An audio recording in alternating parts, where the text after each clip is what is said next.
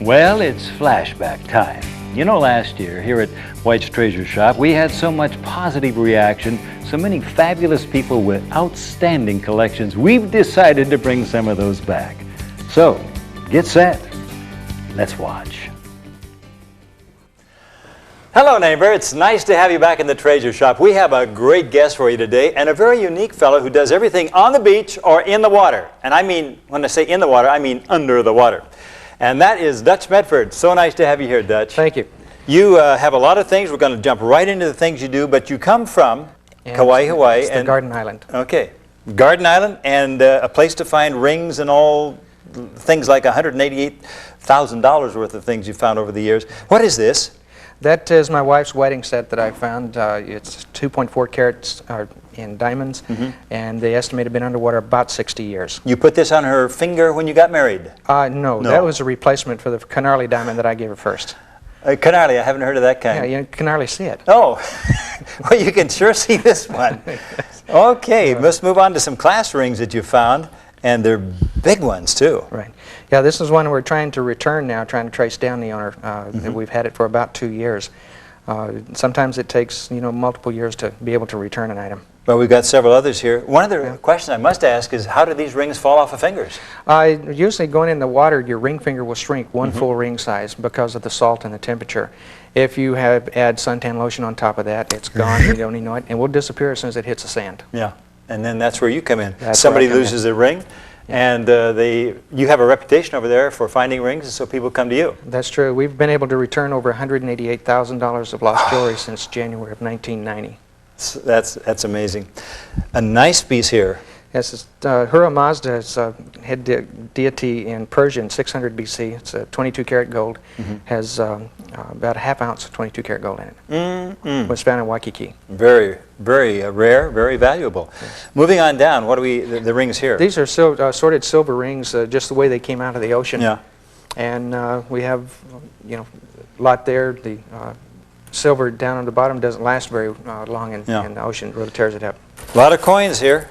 I've got a pile of dimes and quarters, and some of them are quite encrusted. Right, they have incrustation on them. It's a compacted sand matrix that's on there. They discolor, but you can polish them up, and we recycle those. Lots of pennies over here, and as we go down the table, we'll see many, many other things. But as we do go down the table, would you tell me about what you feel is the uniqueness of this hobby, Dutch? Well, finding it for one thing, and being able to get it out. But it's something that the entire family can get involved with. Sure. And good, healthy competition out there.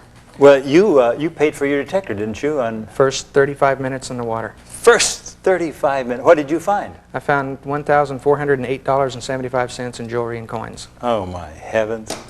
That's an amazing find. Would you call it beginner's luck, or had you had a lot of experience by that time? The metal detector is what brought the luck. Okay, let's talk about that metal detector you're mentioning. Yeah. Here it is. It's a Surf Pulse Diver 950. It's an underwater detector. You can use it to 100 feet underwater if you dive. We use it both underwater and also up on the beach and inland. And it just digs them out. It doesn't dig them out, but it finds them. You do the digging. I do the digging, yes. Speaking of digging, boy, did you have a rare find. I've got a photo here, and it doesn't show the beauty of it to its full extent, but nevertheless a very valuable ring that you found. That's President Franklin Delano Roosevelt's ring that was given to his son James, and in turn was given to his son Delano in 1984 when he graduated from college. I was lost at Poipu on Thanksgiving Day of 1989 and returned April 1st, 1990. And you spent like what? 2 days a week for 5 months looking for it. And you found it. And found it, got it back to him. And for the Roosevelt family. Yeah. That must give you a tremendous thrill to do something like that. Seeing the looks on the people's faces when you hand them something back that they thought was gone forever. Sure. It's great. The wife, your wife, how does she get involved in this? It took about 30 days of me bringing in stuff that she said, "Where's mine?" And so we got her surf master also. Yeah. And it's a good, healthy competition between the two of us, Sure. and we have a lot of fun together. Healthy exercise. And how many coins have you found? Over 13,000. Did you count those? Yes, we literally counted them after Hurricane Iniki. Oh boy. Yeah. Well, this is, I think we could even attribute to this hobby something of health, couldn't we? Yes, it's healthy, a good exercise. You're out in the sun and swinging the detector, also swimming, and It seems like when you're beach hunting or any kind of treasure hunting, it's almost a renewable resource. Oh, it is in Hawaii. In Hawaii? In Hawaii, yes. Yes. Yes, it's renewable. You never come back skunked, or do you? Never. Okay. Never. Dutch Medford, thank you very much for being with us. My pleasure. Thanks to you also, and you can do the same thing Dutch is doing. Stay tuned. The only place I'd rather be than out in the field with a White's metal detector is here in the treasure shop, talking to some of the great people we meet that use White's metal detectors. Connie Smith, nice to have you here. Thank you, Kirby. Kind of like since you were knee-high to a grasshopper, you've been in the treasure hunting business, haven't you? I sure have. Yeah. Let's start with gold because there's something that's just absolutely fascinating about gold. We have a rock. What's plastered on here? It's just a plain rock. It isn't ore. Why I found this is because my detector went off, and I dug and dug, and I flipped this out of the way, and I saw it shining in the sun, and I found this, and I put the detector over the hole again. It went off again. I dug. I knew it was another one. It was a tin can lid. You never know. But the point is, the first one was a real find. Absolutely. Yeah. I wouldn't have found that probably had the tin can not gone off. And you can't afford to ignor the signal, can you? You cannot. Not at all. Absolutely. It doesn't. I don't care what No. your detector says. You dig it up. From this piece of gold down to this piece of gold. What's the story on that one, on that nice nugget? Oh, this was just only about 10 inches deep right there. Yeah. And see, if you point it that way there, you can see the gold in it. And it's totally filled with gold. And I don't know how much is in it. I'll never find out because I don't sell it. I just keep them around. Sure. Lots of nuggets here. Lots of nuggets there. This is my 1 ounce one. Which one is This that? is the right one here? in the corner there. This is the 1 ounce. That okay. is my 1 ounce that I found last year. I'm very proud of it because it's the largest one I have ever found, and I was just using the first time I ever used my new VSAT. And that thing kicked that out of there amid a sea of 50 caliber bullets and shells. And it was underneath a boulder, a huge boulder, and it just kind of went blip, and I kicked that boulder away, and there that was. And what a testimony for the White's metal detector. Yeah. When you find something like this, what do you do to determine in your mind that that is for sure gold? It's just something you know. You rub it on your pant leg, you might want to clean it off, lick it, or rub it. Wait a minute. What? Did you say lick? Well, of course. You lick it? You would too. You would. I mean, You lick it and you rub it on your pant leg. some people carry them in their mouth. They do. I mean, it's just something. I'm carrying a lot of gold in my mouth, believe me. It's a personal thing. Different kind of gold. And I guess the question is, where do you find gold? You can find gold in your neighbor's yard. You can find gold. My first nugget was found in a baseball field. You can find gold especially where they have found it before. You follow the old timers and you look behind them and they can't ever get it all. I And get a you- feeling what you're saying you- is you find gold Yeah. where there's gold. Absolutely. And I heard you make a statement one time that gold kind of collects together. I mean, It hangs together like pals. I don't know. It must be because of the weight or the place they're in. Yeah. But they get together and they stay there living together until somebody like me finds them, and takes them home. Here's an interesting souvenir. 1911 Montana State Fair. Oh, isn't that Yeah. darling? That is fantastic. What about some of these rings down here? There's Quite quite a a few collection. gold ones in there, 2 diamond rings, mostly where people swim, where people play, where people sleep. You can find a ring. I have something to show you, Kirby. Okay. I detected in Waterloo, Oregon. I've never detected in Oregon before. And I went there yesterday, next to the home of White's metal detectors. And what did I find? I found an 1895 V-nickel, 1897 Indian head penny, and 3 wheats. And that's what I'm trying to tell you. Treasures are there no matter how often it is looked, and even if people say it's looked over, you will find them if you look. You can do the same thing, you know that? Yes, anybody can be a treasure hunter, and so stay tuned for the word on how you too can find the treasures that Connie Smith has found. Well, here we are in this treasure shop, and our next guest is a fellow named Randy from Oklahoma. Randy, could you step in here? Nice to have you here. Thanks for having me. Why didn't you bring a little more? I brought all I could carry, Kirby. How many pounds is 70 that? pounds worth here. 70. All And- found with White's metal detectors. And I suppose this is a sample of a lot more at home, maybe? Oh, yes. Yeah. This is just a portion. Now, you're kind of a special guy because you do a lot of deep sea treasure hunting. I don't know what deep sea is, how deep it is, but you're It depends on where you're at, Kirby, but a lot of it's found in shallow water as well. You really. Now, what am I holding here? That's a 300-year-old flintlock Spanish pistol. And you're out in the Caribbean now someplace. Yeah, in the Gulf and Gulf of Mexico. Oh, and Gulf of this is Mexico. a X-ray Yeah. of the old gun, and if you look closely, you can see that it has 4 bullets in the barrel, and the hammer's cocked. So, what stories it could tell. Ready for battle. I'm going to pick up a piece that certainly is a gold coin, but what kind of gold coin? That's my best find, Kirby. That's a Spanish 8 escudo gold coin, solid gold, And worth how much?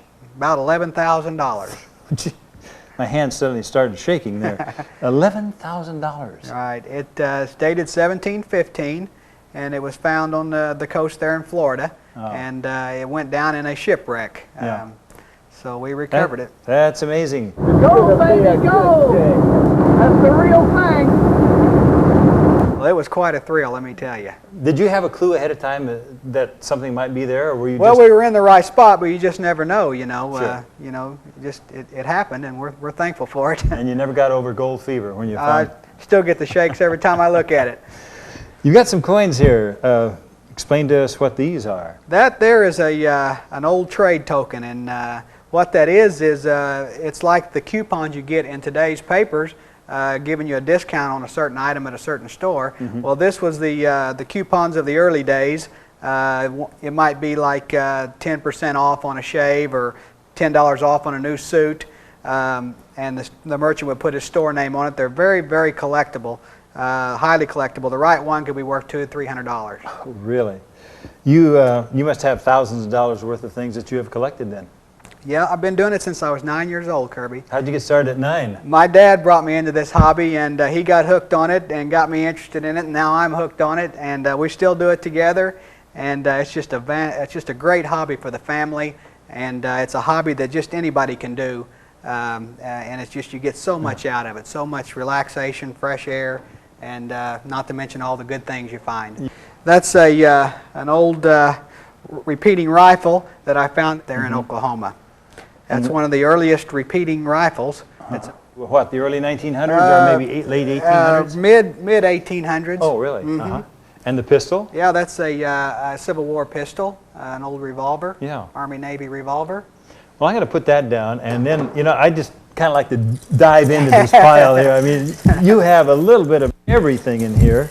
Certainly a lot of coins, but I see old mangled spoons. There's all kinds of trinkets, Yeah. just old medallions, and bracelets. this is some of the more interesting things that you find. It's it's just you never know what you're going to dig up. That's the exciting thing about this hobby. And even things that aren't of great value in terms of, well, let's say antiques or whatever, it still becomes kind of a precious thing, doesn't it? Well, it's fun. Because it's a lot of fun stuff. Everything you pick up has a story connected to it. This here is an old Dr. Pepper trade token. It was before Dr. Pepper was a soft drink. It says restores vigor and vitality. Just what I need. Oh, that is wonderful. You touched on the fact that this is a hobby anybody can do. Kind of expand on that. Well, you don't have to have a lot of money. You don't have to have a special place to go. This stuff just comes in normal places that you would never think about having this kind of thing in the ground. Schoolyards, parks, old house yards. Don't we eventually run out of the old historic things? You know, we don't, Kirby. There's just so much of it out there. Yeah. And, we even go back to the same places over and over, and it just keeps coming up. I mean, you just can't get it all. Well, thank you very much, Randy, for being with us. Thank you. And bringing all of this material. This is wonderful. And, you could be collecting these kinds of things yourself. All of this. Anybody can do it. Stay tuned to find out how with a White's metal detector. Well, sir, it's nice to see you back here in White's Treasure Shop. There's an old saying that says gold is where you find it, and we have a fellow today who knows how and where to find it, thanks to a White's Goldmaster #2. Rod from Nevada, thank you for being with us today. It's my pleasure. I'm going to start with a big beauty here because we are surrounded by gold. Look at all of these pieces. I mean, this is kind of a fortune right in front of me. I'm going to start with a big dramatic piece first of all, Rod, and what do we have here other than a lot of beautiful gold? That's a very spectacular piece. It's not one of the biggest pieces I found, but This is not one of the biggest? no, I found one that's about twice that size. My gracious, that is something. Well, you must have been thrilled when you picked this one up. I couldn't believe it. I found it. It's about 18 to 20 inches deep, and we found a spot, and I just very carefully dug it out, and when I pulled that out of the ground, my heart was just thumping. Bam, bam, bam. And there's so many little tiny pieces from around the ground that Yeah. you just take handfuls of it after you found it, and you could just see the gold glitter in there. That You came from Idaho. You were into hunting and fishing. You moved into Nevada, and there wasn't the kind of hunting and fishing you were expecting. How did you get started in it? this friend of mine come by, and he had an old Goldmaster 2. And he showed me a little tiny box of gold, and my heart just started thumping. You know, I've never seen gold. And I took a little piece, and he put it on a piece of plastic key ring, and so then I practiced, I buried it, and I practiced, and I was determined to go out there and find my own piece of gold, though. And I heard rumor of some gold being found in this one area, and I got a little signal on this pile of dirt, and I scratched around and couldn't find it. So I kind of was walking up the dozer cut, and I got another weak signal, and as I dug down the signal, it's a zip sound. It was getting louder and louder, and I was down about 18 inches, and I heard this screaming noise. This detector was just, and I'm thinking, God, this could be something. There goes that heart thumping again. Yeah, and when I unburied some quartz rock, I was just shaking. I dug this rock out, and I kind of brushed it off, and I saw just a little bit of gold on the top. And I was so excited, I put the detector and the piece of gold in the pickup, and I left. Here, let's just run down briefly some of the things you have, Rod. I call that one the rose. And that is because? Up on the top, it kind of looks like one of those rose buds on, Yeah, right up there. Just tiny, little bitty. Pulling this over, this is gold, I take it, but it's not quite as pretty, shiny, and speckly as the other. That's about what it looks like a lot of times when you pull it out of the ground. Mother Nature doing its thing and takes the caliche dirt and puts on it, and then that doesn't bother the detector, though. It'll tell you it's gold. And once again, the detector that you were using to find this gold was what? The Goldmaster 2. The White's Goldmaster 2. The White's Goldmaster 2. Rod, thank you so much for being with us. You truly have found gold in them thar hills, and if gold is where you find it, then you have an opportunity to find gold too if you have a Goldmaster. Stay tuned for words on how you can get one.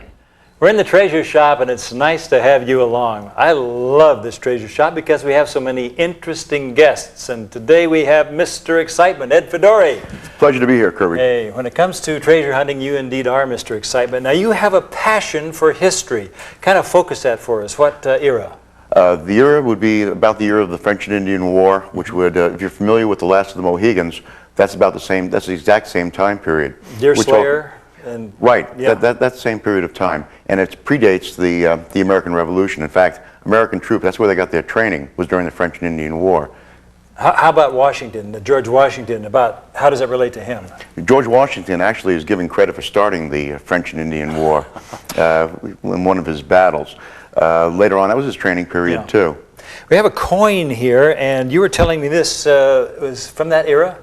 Yes, that dates from 1745. Actually, that predates the French and Indian War, but British troops were paid in Spanish currency at that time, strangely enough. And this is something you found? Yes, that was found along with 8 other coins, really? Right in one hole, probably in a pouch that had dissolved over the period of time. We're talking a period of time of over 230 years. You're finding these things from your home area in upstate New York? Right, almost in your own backyard. I think we had to travel about 150 miles. Is that right? Yeah, and we combined a camping trip with that. It was great. Well, that's one thing we keep finding out, that history is a part of treasure hunting in a sense. Oh, for me, that's the passion that drives me into the woods. You're a teacher. Teach social studies at the 6th grade level. And a lot of history involved in that. Yes, an awful lot. The relics that I have here are basically used to help illustrate some of the things that we have in our textbooks. It's awful hard for students to see in a picture what history is all about. This does it. Well, when you bring one of these back, what are you telling your students? I'm telling them that the history is still in the ground. We may not be able to see it, but it's still there. It's like a faint footprint on the earth. What is this? Oh, I love that. A faint footprint on the earth. That's it. Hey, you're a poet too. What is this? This is a mortar bomb, and basically, when I first dug it up, it was down on the ground like this, and I thought originally that it was a cannonball. When I extracted it from the hole, I noticed that it was carved out here, and black powder went in there, and this fuse would go right through here. The fuse right in this indentation here. Right, and then it would explode, sending out particles in all directions. And some of these you have that are solid sometimes. You roll those across the floor? Roll them right across the floor, and the students listen to it rumbling as it goes across, and all of a sudden, history starts coming alive. And they can imagine what this would do to a human body. Exactly. Just bounce it against your forehead, Kirby. No, I don't even want to think about it against my forehead. What are these little rascals? We have 3 here, and these are grape shot, and usually you've had about 60 of them. You put a powder charge down the barrel of a cannon, pour about 60 of these in, or maybe they were in a bag, and then you'd blow them out at the front of the cannon at massed troops. Totally destructive. We have so many things here, but I would like, before we go any further, to point out that you are not only an amazing historian with your metal detector, but you write books about how to do it. Relic Hunter, the book. And you do a column, you write a column. Write a column, yes. And this book really kind of gets into how you do the business. It's a how-to. It's kind of a way of cutting through some of the problems and some of the lack of experience that you might encounter if you first go out. Oh, that's tremendous. So we would recommend anybody that's interested in metal detecting to get one of these books written by Ed Fedori, and you can find it at any of your White's Metal Detector stores. Well, let's move on here and take a look at a few of the other things. Which would you like to point out? Probably the bayonets. Actually, when you think about the Brown Bess muskets that were used during that period of time, they were very inaccurate. If you were to go, say for instance, to a battle at that period of time, and you were to fire at somebody 100 yards away, your chances of hitting them were not very good. Usually what they would do is they would put 1 ball and about 4 pieces of buckshot down the barrel. The guy you were aiming at, you probably didn't hit, but the guy next to him, he went away limping.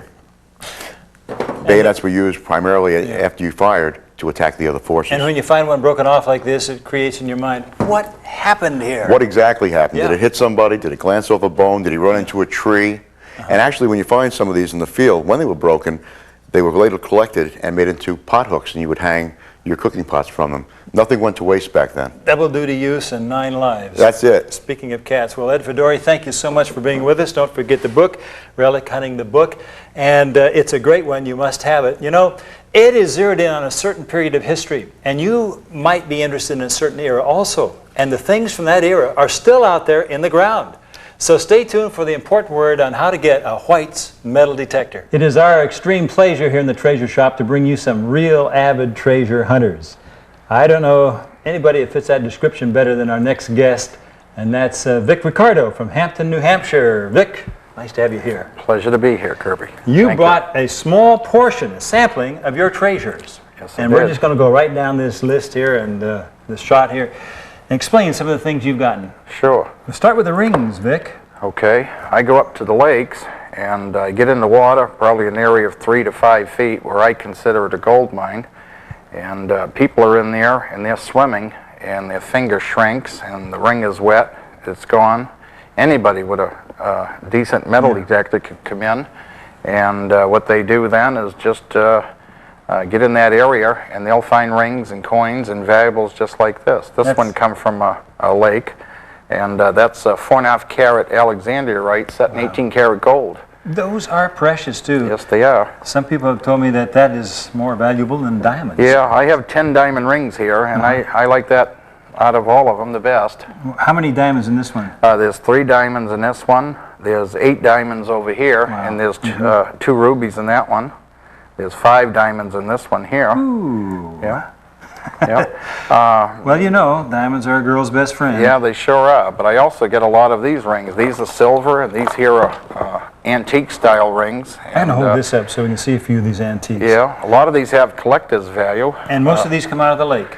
Yeah, most of them come out of the lake. Some of them down the beach after a northeast or a storm. Yeah. Anybody walking the beach with a metal detector could come up with the. What's this this right one? here? This one here is 1932, and that's Boston Red Sox. That's from my area there, and that's highly collectible. I know worth. how old this is because 1932 goes back to my birthday. Yeah. Somebody lost that the day I was born, maybe. And this one here, this is a Disney Deputy Dog.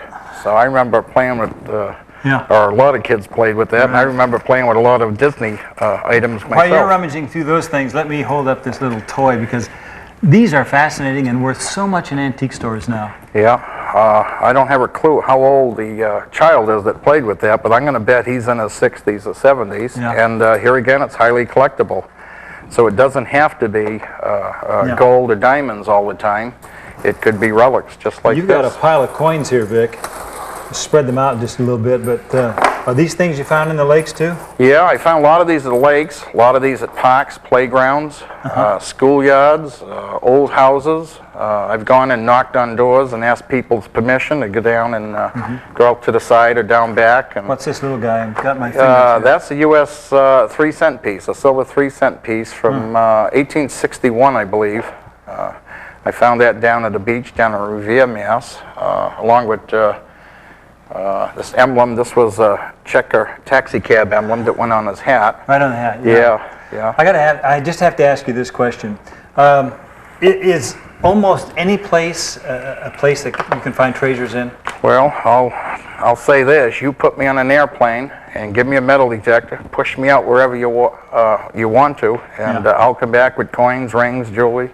Anybody could do that. Any decent detector. And how about easiness? Is it easy? Yeah, it's easy. I use the white Spectrum XLT on land and parks and playgrounds, stuff like that, old houses. And I use the white Surfmaster 2 Plus In the water. on the beach, in the water, rain, storms like that, and up in the lakes. So the supply is, you might say, limitless then, The supply is limited. because people are always losing things. That's right. And this is a hobby that I say pays for itself. You have a lot of fun golfing, costs you money. You have a lot of fun bowling, costs you money. This is the only hobby I know that pays you back. Isn't that amazing? It's the hobby that pays for itself. In the last few seconds, I want to hold this up and tell us what you found here. Yeah, I find Spanish reals that wash in ashore, and anybody could walk on the beach with a metal detector after a storm from shipwrecks. And this is the type. This one's dated 1718. And a friend of mine found this, and there's 15 Spanish reals stuck in that. That is a piece of anchor chain that rotted away, and it's all fused together. Vic, That's thank a prize. That's amazing, and thank you so much, Vic, for being with us and sharing your treasures. Stay tuned to find out how you can be a treasure hunter. Well, friends, it's nice to have you back here in White's Treasure Shop, and it's family time. We're going to turn to a family that's done a great job of working together to find treasure with a White's metal detector. I'm going to make some introductions right now. First of all, it's Sean, Papa Bert, and son Scott. Nice to have you folks with us. Thank you. Glad to be here.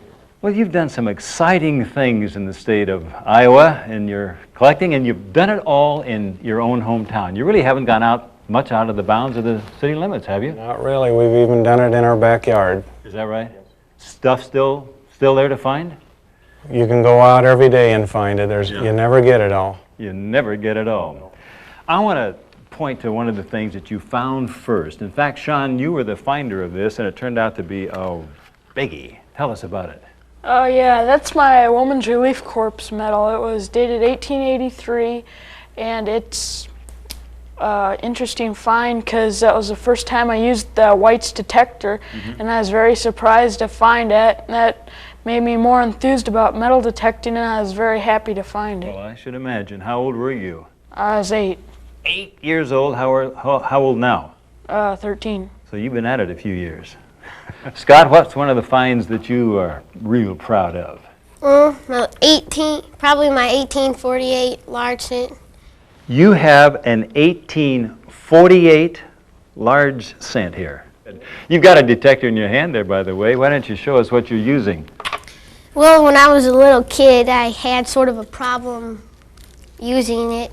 So my dad got a weed whacker handle and put it on. So A weed whacker handle. Put her on there so that you could help carry the weight of it by having this other hand on the handle. Sean, I want to ask you about this thing called the Granger House. What's the story there? It's a Marion Historical Museum, which dates back to 1848, and it's been preserved for over 100 years. And they've recently excavated the land to put a tile in. So we went out there with our detectors after we asked permission. And this is some of the stuff we found. And some of that includes a mighty big horseshoe. This has to be for a big clump in Clydesdale, I think, or a Percheron maybe.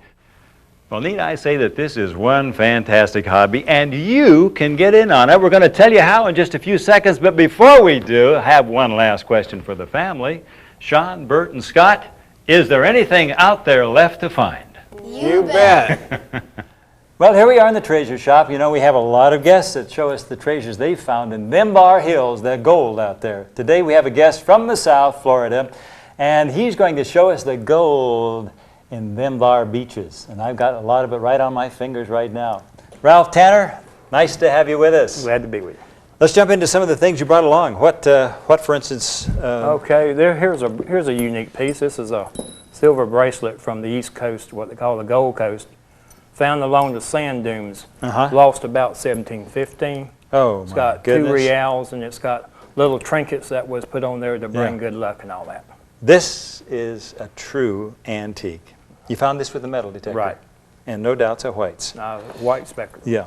Some rings down here along with these gold chains, but let's move into the rings. Here's one that's... that's a bat ring that somebody had lost. It's got a lady on there with bat wings, which makes it an unusual piece. Certainly does. Then here's one back there. That's the scales of justice with a couple of rubies, 22 karat gold, a little over an ounce.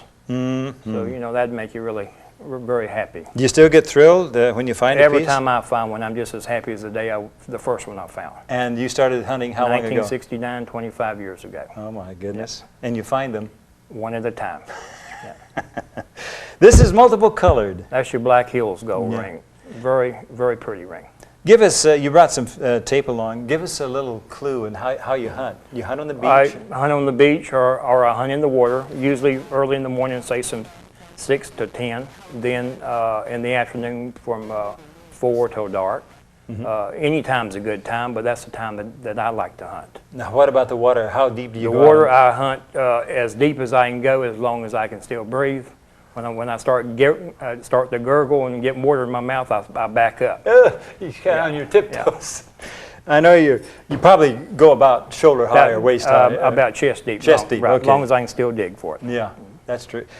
Well, do you mind if I run my fingers through your Go right ahead. Beautiful pieces of gold? I've never been able to roll around in gold in my life, and this is a great experience. These are all things you found in that 25 years? All right. Yeah.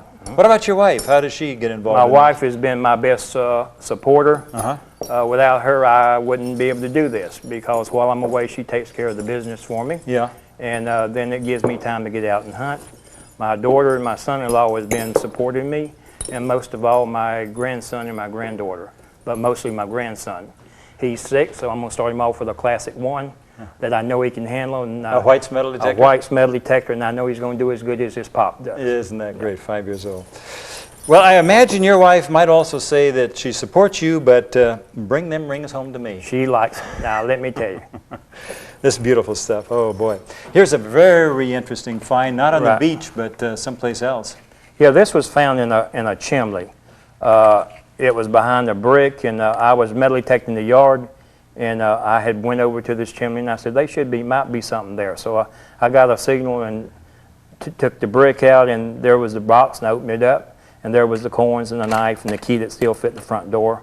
And are we saying that this might be the bank many years ago? That might have been the guy's bank because it was, I'm sure it was back in the 20s, after 29, and they was a little uneasy with banks in it, so they would have their own little safe. Yeah. Well, they weren't accruing much interest for the things in there, but it sure has a lot of interest in it now. This $1,000 note, or what is that? That was from World War I, so he probably had brought that back as a... Germany. From Germany. And then this was a sewing pouch, 1902. Was it in the box? It was in the box too, and so probably the wife kept her needles in it, but he probably got it and put coins in it. So.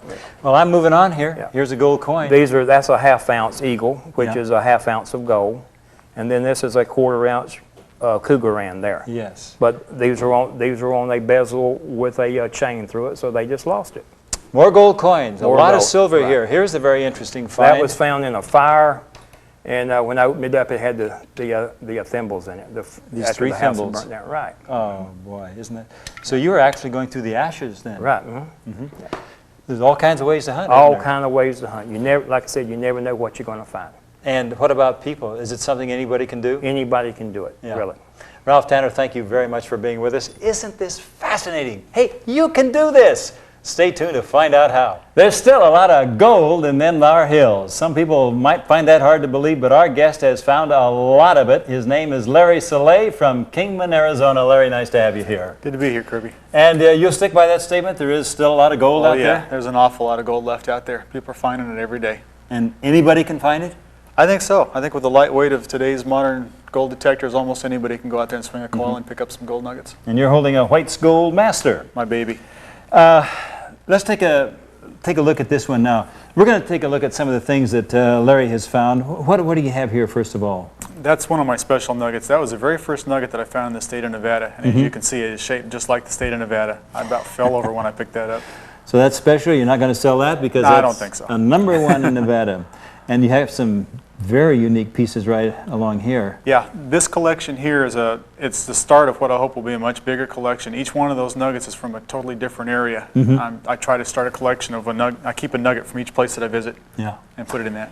Here is I think, quite a large nugget. Yeah, I'd say so. How would Can I you hold relate that? How would you relate that to, now this was found with a metal detector, a White's metal detector. Do they find ones bigger than this, or is this a record? Oh no, by no means. To me, this feels like it's about 6 or 8 ounces, and there are much bigger nuggets being found out there. I have a friend that just recently found a 27-ouncer in Nevada, and that's still not as big as they come. Really? Yeah. And this is how much? I'd say 6 to 8 ounces. 6 to 8 Just compared a to guess. 27. Now, do you find bigger nuggets compared related to the amount of experience you have, or do sometimes the beginners go out? Raw amateurs. Myself, for example, my 4th nugget was 3 1/3 ounces, so you don't have to know a lot to find a good nugget. I'm reaching up here because you have a nugget right on your neck here, a necklace of nuggets. What is this? That's the very first nugget that I ever found. It weighs a 1/4 ounce. That was my first one. It's such a beauty. I'm lucky. I get to wear my first one. It is a beauty. I've heard you talk about trash.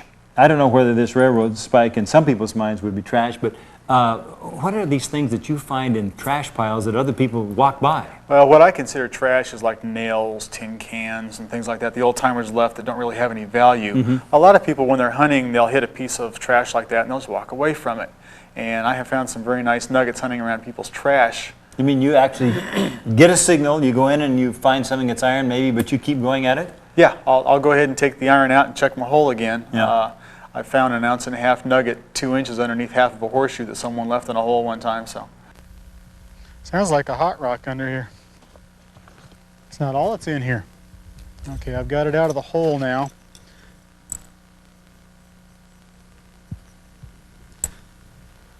Well, what do you know?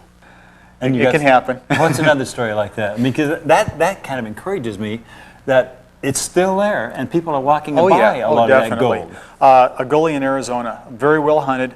I got a real good signal down the side, right in the edge of it, and I pulled out a square nail and put it in my trash bag, waved my coil over the hole, got another signal, dug out another square nail, did that 10 times. Number 11 was a 5/8 ounce nugget. Oh, and anyone discriminating the iron would have walked away from that. Yeah. So. Well, you have a real story, and I know that in a sense this is part of your income, isn't it? Yeah, I supplement my income quite a bit with the nuggets that I find. I make jewelry out of the nuggets, and things like that. So that's why this collection isn't very large compared to what I found. I've picked up well over 1,000 nuggets, which to some people sounds like an awful lot. 1,000 nuggets? There are much more prolific hunters out there that's half a year's work for them.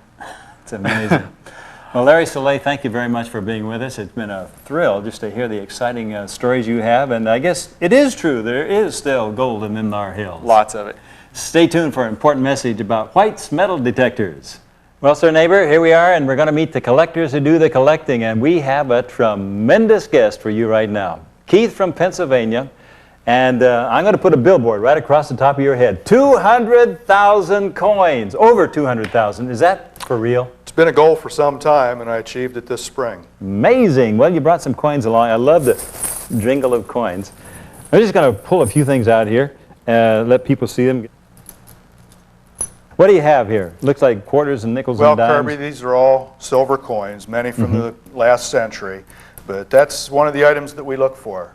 And around your home, pretty much? Yes, the majority of the items that I find have been within an hour or two of home. That's amazing. You don't have to climb on a plane, fly across the country or around the world to find these things, do you? Here's a beat-up coin. What happened to this lady?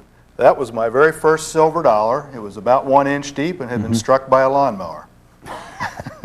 And then something that hasn't been struck by a lawnmower. What do we have? It's one of my more recent finds. It's a 1921, I believe it is, piece dollar. And in comparison, big to small, what's this little rascal? Looks like a thin, very thin dime, maybe. That was a seated Liberty dime from the Civil War era of our country, and someone had put a pin on the back of it and carved their initials on the front with a date, and it was worn as sort of a love token, and unfortunately lost.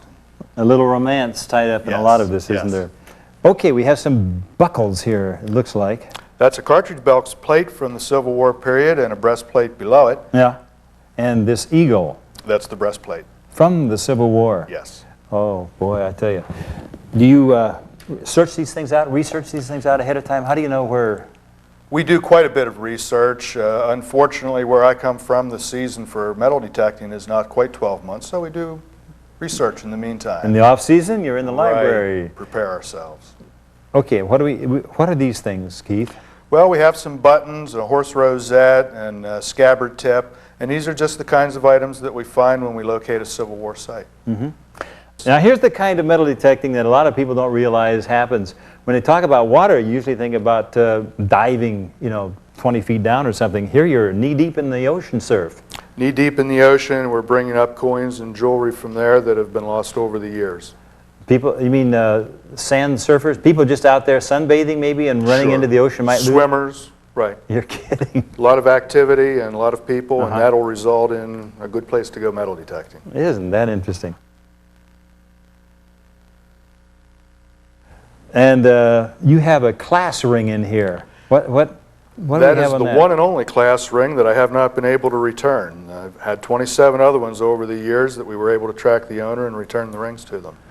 And I bet you they just jumped up and grabbed you around the neck and said, "Thank you." Pretty happy people. Yeah, I would imagine. Yes. A few more rings here. There's a necklace here. What do we?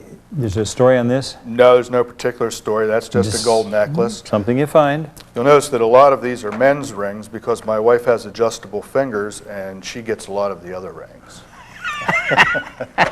There's such a variety that you could find. You never know what you're going to get when the machine goes beep. I know that some of the things you found, as we've already seen, are very historical. Do you turn around and sell those? No, Kirby. We document anything that has historical significance as to where it came from and how it might have been used. And again, you really feel strongly that anybody can do this. I really do. A hobby that even replaces golf, perhaps. I think so. It did for me. Keith from Pennsylvania, thank you very much for being with us. And stay tuned because you're going to find out how you can be an active part of this exciting hobby. Welcome back to White's Treasure Shop, and boy, do we have a special guest for you. One of the nation's very finest wet sand and underwater treasure hunters. His name is Lance, and Lance, welcome to White's Treasure Shop. Thank you very much. I'm glad to be here. So great to have you here. What a bevy of things. This is just a small sample of the things you've collected over the years. Yes. There's rings, and there's silver things, and there's gold things, and coins, and my goodness. Let's start with this interesting metal you have here. Okay. This is a $50 gold coin that I found in the water one night, and found 4 other pieces of gold with it, and I was like, wow. That was a big day. You bet. That was really, really great. A biggie day. Yeah. Well, here's a coin that's just a little older than that one. A little bit, yeah. It's my oldest silver coin, and it's 1818, and what's neat about it is that the second 8 is stamped over a 7. And then when I got home and I looked in the coin book, and it shows me this 8 stamped over a 7 is unique, and it's kind of different. I went, wow. Oh, what a find. How did you get started in this hobby? My wife bought me one for my birthday. I was pretty close to my birthday, and I had gone home and told her what was going on, and she says, okay. This paid dividends for your wife later because there's some things here that are real special that you've given to your wife. Yes. Here's a watch, for instance. That's a Bon Mercier. It's all 14 karat gold. Has 26 diamonds. And we had to lengthen it about a ½ inch to set it up for her, but she just loves it. And she wears it when we go out to special occasions. Now here is a special ring that must make your wife's eyes sparkle just like the diamonds in the ring. That's a pave. It has 53 stones, and she wears it every day. When I came home and I had it in my hand, and I said, hey, look at this. And her eyes lit up. Her eyes got about this big around. And she goes, oh, wow. This is a 18 karat gold medallion on a 14 karat gold chain. I call it my Mr. T starter set. After the television character who was bedazzled with jewels? Yeah, he's very impressive with all that gold. Lance, here in White's Treasure Shop, we have quite a bevy and array of different metal detectors. Which one do you use? I use the Surfmaster Pulse. This machine is so user-friendly. Anybody can use this machine and find things with it the first time. And they don't get worn out carrying it around? Oh, it's very light. Okay. When you get done with the program today, where are you headed? You know where I'm going. Back to the beach. There's more gold there than I could ever find. And you never get tired, worn down? You work this thing around a full-time job. Don't you sometimes get up in the morning and say, I don't want to go out to the beach today? That doesn't happen very often. No, it's exciting because every day you can find something. That's what's exciting. Lance, thanks so much for being with us on White's Treasure Shop. My dear friends, if you want to get some of your own rings, stay tuned to find out how. Thanks for joining us in the Treasure Shop. We have a guest you are going to love today, Mr. All-Around when it comes to treasure hunting, Mr. Jim Sierra. Jim, thanks for being with us. Thanks for having me over. Well, we have so many things to talk about. Let's talk about this stack of coins first of all.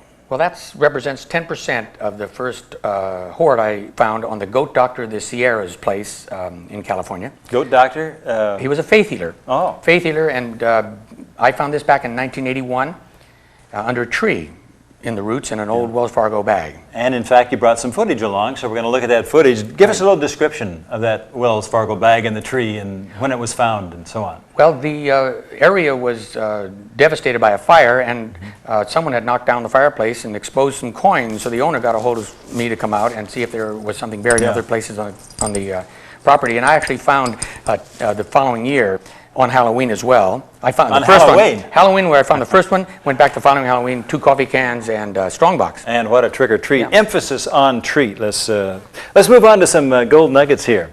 An amazing find you were just talking about, but gold nuggets are always exciting, and you have quite a range in size. Well, yes, and most recently, small ones. Since the advent of the Goldmaster, we've been able to get targets down to 1/10 of a grain. This little guy here represents that. Too, of course, there's no limit to size. The bigger the better, but you never go home empty-handed when you can get stuff that small. Well, that's what I like about White's metal detectors. They're always moving forward with technology, never standing still. What's the story on this? Well, that's a recent find. 2 weeks ago, I went out and found 2 large pieces 2 weeks of ago? quartz. Yeah, this is about a pound. There's about 3 ounces of gold in here. The other one weighs 20 pounds, and I didn't want to bring it with me. It's too heavy. How deep was it into the ground? This one was about 6 inches. The big one was about 3 feet. Boy, that must be so exciting. What about these tins? That's part of an opium tin. Both the cover and the bottom. Usually you find one or the other, but I found them both together in an old fire pit and had the top cover translated. In Chinese it says Hop Long Hong Kong Gold. So that was a brand of opium. A brand of opium? A brand of opium. I didn't know they had brands. Well, opium, I suppose, can make you hop along, that's for sure. Well, what about history and time and all those kinds of things as I pull this bunch of samples forward? Yeah, well, there's no shortage of things in the ground. And I think that's the beautiful part about metal detecting. When we get out there, you don't always find a coin or a ring or something good of monetary value, but you can find something in the ground everywhere you go. And historically speaking, man's history for the last 2,000 years is in the ground. And before that, actually, Bronze Age, 1500 BC. Yeah, and you have an expression I love. Touching the hand of time. I really enjoy finding old things, and I think everyone who hunts ultimately learns to love history. And We have a coin purse here, perhaps. Yes, well, that is from the mother lode as well. We were prospecting one day, and I found the coins, and the top was just in the hole with it. Yeah. And so it was an old purse from Chinese period. Chinese miners had left behind, lost the purse, and lost the coins. They rotted away and left the coins and the laughs up at the top. It's an interesting artifact. A very special coin. Yeah, that's my very first silver dollar, and every bit as important as the 2,200 that were in this hoard. Anything that's first like that is going to be important. Well, I never thought I could find a silver dollar. That's a dream, you know. At that point in time, I found pennies, dimes, nickels, but I didn't find a silver dollar. I found that one about 2 blocks from my pharmacy. And this really triggered you. Yeah. Yeah. On my lunch hour, by the way. You had been a fisherman, and that was the end of fishing? Oh, yeah. Haven't done much fishing since. Okay. Some buttons right here. Buttons from England, from the fields. Yeah. Mm-hmm. A little heart. Yeah, that's part of horse furniture, which is worn on the bridle of the horse. And they call that horse furniture in England. Yeah. A fork. That's my fork I found in the middle of a road, so I keep this as a memento of my fork in the middle of the road. Fork in the middle of the road. I had to ask, yes. Very important. And these look like perhaps Roman things. These go back 2,000 years, like Roman coins from 1st to the 4th century in England. Medieval coins, this particular one is bent, out of shape. It's a shilling, hammered silver from about 1400, but they used them right through the Victorian period. And the boyfriend would bend the coin and give it to his lover, and if she liked him, she kept it. If she didn't, she threw it in the field. So we find a lot of spurned lovers' coins. Everyone you find means some poor guy. Some poor guy didn't get the girl. Lost out. Right. Hey, Jim, Sierra, thank you so much for being with us. What a pleasure. Being here. Yeah. We'll have to have you back for a couple hours. And we want you to know that although he's all around, you can be all around too with a White's metal detector. Stay tuned and find out how. Hello, we have a wonderful guest today. He is Mr. Triple Threat. What's a triple threat? Well, when I was a kid long ago in football, that was pass, kick, and run, a fella who could do all those things. And our guest, Bob LaVoy, is triple threat when it comes to treasure hunting. Bob, it's so nice to have you in the treasure shop. You have so many things you brought along, and we're going to have so much fun talking about them. How much weight is represented in just the things on the table here? I brought about 100 pounds with me. And you left at home how much? 900 to 1,000. See, 100 and 900, that's, well, you got half a ton, and probably more. Right on your little pinky on your right hand, just a dazzling ring. What's the story here? Found that in the Caribbean on vacation. That's 4 carats. That's probably about $18,000 or $20,000 ring. Found it in about 2 minutes. Went on the beach, and there it was. That's right. And one of your White's detectors found it. The XLT, bang. We're going to talk about the XLT in a little later. A little whole collection of things here. I'm going to pick this ring up because it's so unique and different. What is this?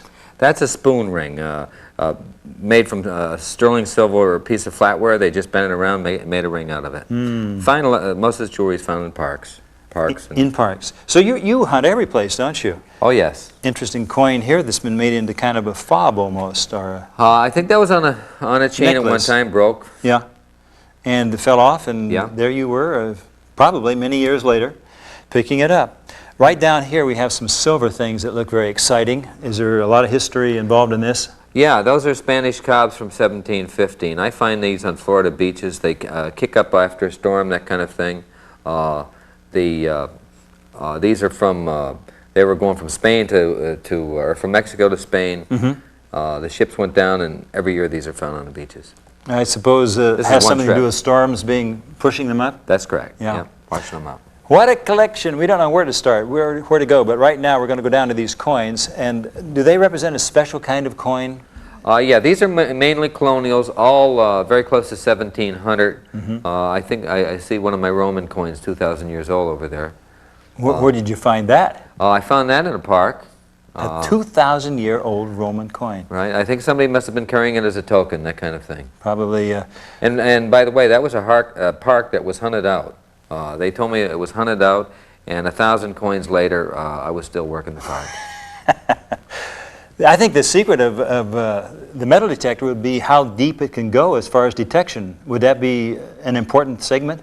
No question. The XLT has that. But I'll tell you, persistence, these machines are turn-on-go units. I think it's more just getting out there and doing it. I think that's one of the exciting things here in the treasure shop. We never get tired of talking about a White's metal detector. They're always improving in technology, and technology in this case, in most instances, means that they can go deeper and find things that haven't been found before. What do we have here? That's a World War II serviceman's medal. I found that. I think it says Land, Sea, Air on that. That's kind of an interesting piece. That collection right there is just the religious medals, a small portion of the religious medals, coincidentally, that I find. And you found most of these in the Northeast? That's correct. Mm-hmm. Any other, well, let's hold this one up. Yeah, this would be from the Catholic Church, no doubt. Yeah. And all faiths are represented there, though. All faiths.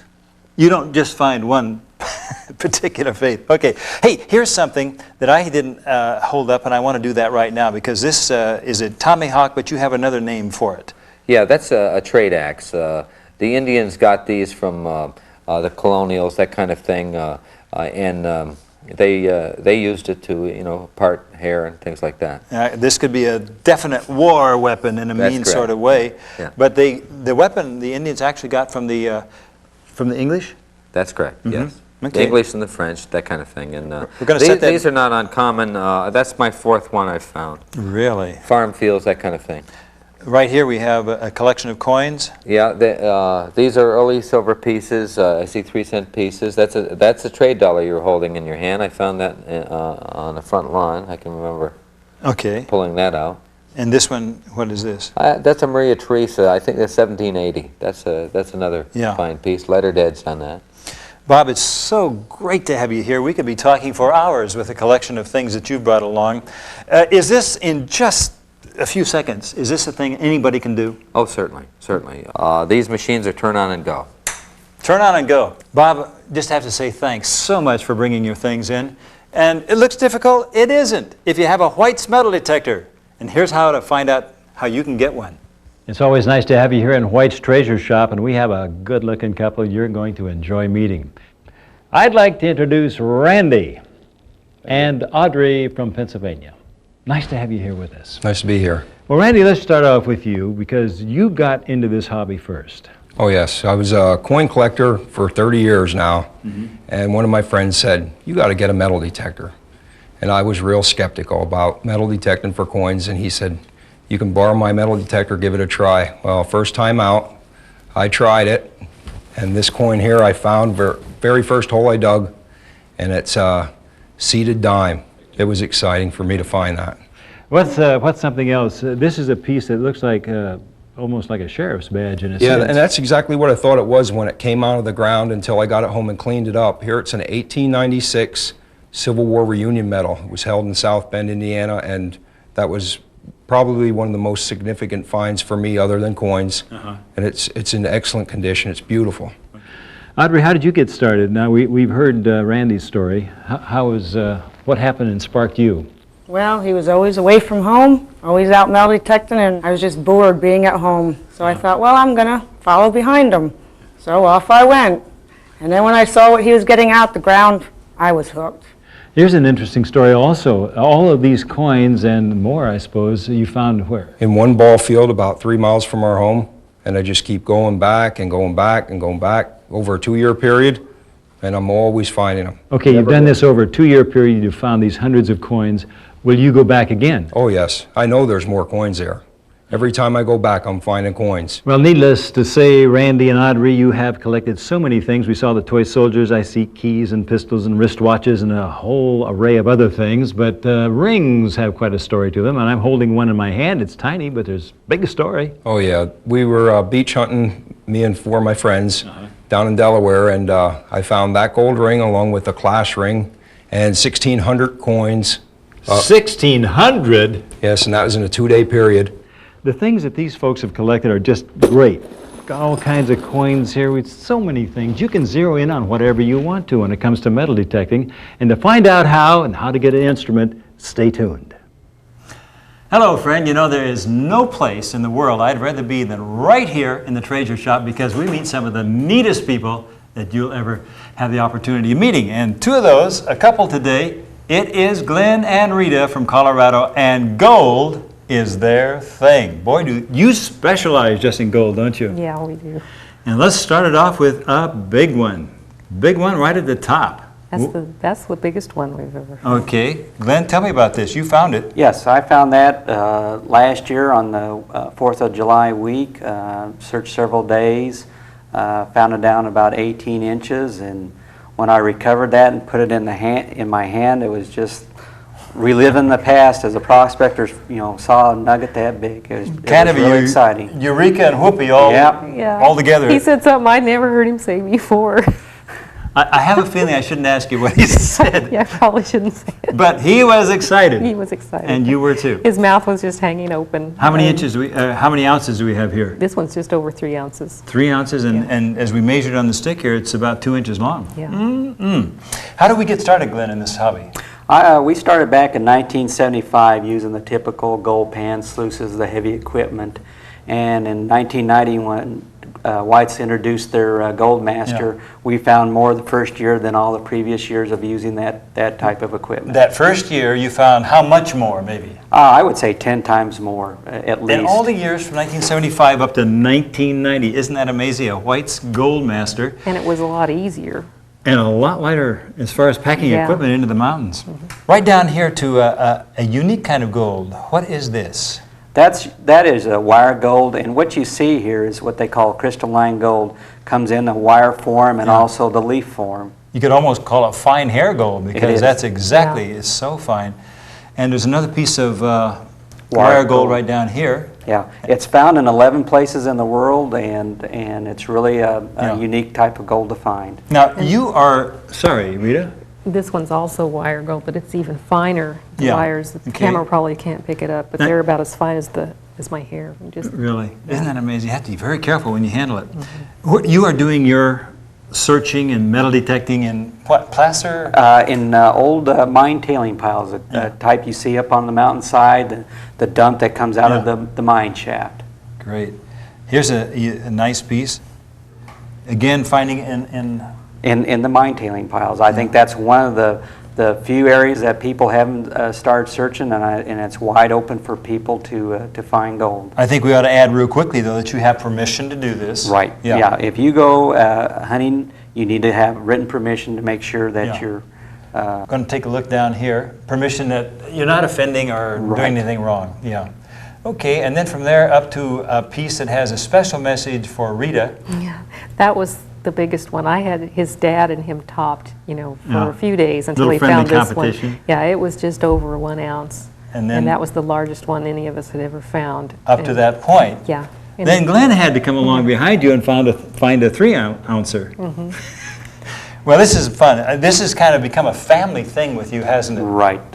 My youngest daughter, she was using gold pans and what have you when she was very small, and just this year she found her first nugget with the Gold Master. So it's a family affair. And she found it with her boyfriend? Her boyfriend. They're going to get married, and they are going to be gold hunters. Right. Another generation. Another generation passing it on. Is it a good family thing in terms of health? And yeah. Oh, it's a wonderful sport. You get a lot of exercise. It's not easy. It's probably easier in places where it's flat like Arizona, but we're climbing up and down mountains, and you get lots of fresh air. And here's a question. Why is it that you can keep going over these same piles, these, I call them slag piles, that's not exactly correct, and still find more gold? How does this continue? Well, it's just you can't cover it all, and if they're tiny pieces, they can be upright or something where your detector's not picking it up, and if you rake a little bit, you can lay it flat and then you'll be able to hear it. We also rake down and get a little deeper. Okay, so the detector can only go so deep, and if you move a few inches off, then it'll go even deeper. And the technology of the gold machines. Yeah. Hey, you're talking about White's instruments, and that's why that technology is so important, getting deeper all the time. Well, this is a very specialized part of treasure hunting, but you can participate in it. Stay right here and find out how.